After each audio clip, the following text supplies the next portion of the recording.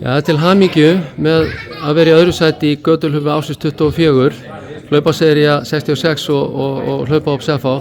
Þið ekki bara sáttar? Við erum virkilega sáttar og við náttúrulega bara stefnum á því að gera þetta góða hlaup enn betra í ár.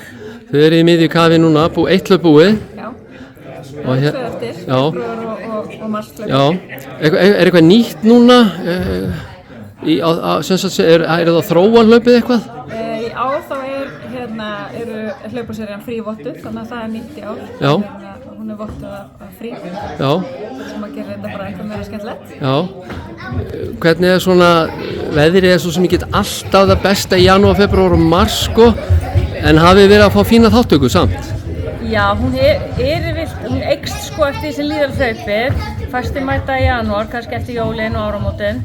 En síðan eykst alltaf fjöldinn og vonandi í takt við veðrið líka. En það kemur okkur alltaf merkilega óvart hvað margir þó koma þráttur ömurlega veðurspá. Já. Þá er þetta bara svo gaman, gleði hjarta og síðan er alltaf verðlaun og útdráttarverðlaun og styrktaraðilinn veit okkur drykki og annað slíkt.